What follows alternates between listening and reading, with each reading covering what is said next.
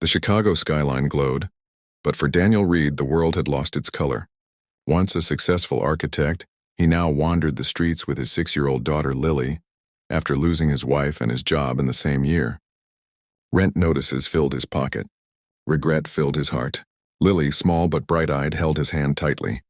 "Daddy will be okay, right?" she asked. Daniel forced a smile. "Of course, sweetheart," but deep down he didn't believe it. That night they watched the city lights from a park bench. While Daniel drowned in silence, Lily whispered to the sky, "Mommy, please help Daddy smile again." The next morning, Lily found a torn piece of paper near the bench and folded it into a bird. She handed it to her father and said, "It can fly us home someday." Daniel laughed softly for the first time in months.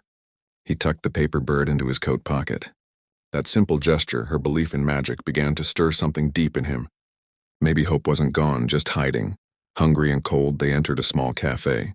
Lily drew pictures on napkins while Daniel nervously looked at the help wanted sign. The owner, Mrs. Lopez, noticed him and asked, "You build anything besides excuses?" Daniel hesitated, then said, "I used to build dreams." She smiled. "Then start with coffee cups." That day, Daniel got a part-time job washing dishes. Lily cheered like he'd won the lottery.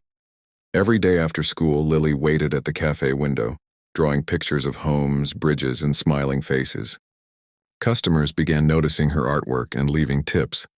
Mrs. Lopez hung Lily's drawings on the wall under a sign that read, "Hope lives here." Daniel felt pride again. He realized his daughter's art wasn't just decoration. It was therapy for both of them. One afternoon, a man in a suit came into the cafe. He stared at Lily's drawings, then at Daniel. "You made those bridges?" he asked, pointing to Lily's sketch of a bridge. Daniel nodded. "I used to design them." The man turned out to be a construction firm director. "We need creative people like you," he said, handing Daniel a card.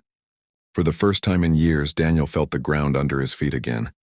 Daniel started work again, nervous but determined. Each morning, Lily hugged him and said, "Remember, Daddy, build it strong and happy." His coworkers noticed his quiet strength and kindness. He worked late but always came home to tell Lily bedtime stories about bridges that connected hearts. Weeks later, a storm hit the city. The cafe flooded, and Mrs. Lopez faced losing her business. Daniel didn't hesitate. He designed a drainage solution and rallied volunteers from his company to rebuild. Lily helped serve hot cocoa to the workers, saying, "Daddy fixes everything." It wasn't just about rebuilding walls, it was about rebuilding lives. Months later, Daniel's new bridge opened, dedicated to his late wife, "For Emily, who taught us to love."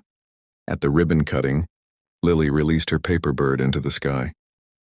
Daniel looked at her and smiled with tears in his eyes. "You taught me to hope again, Lily." The city lights shimmered, no longer cold but alive, just like his heart.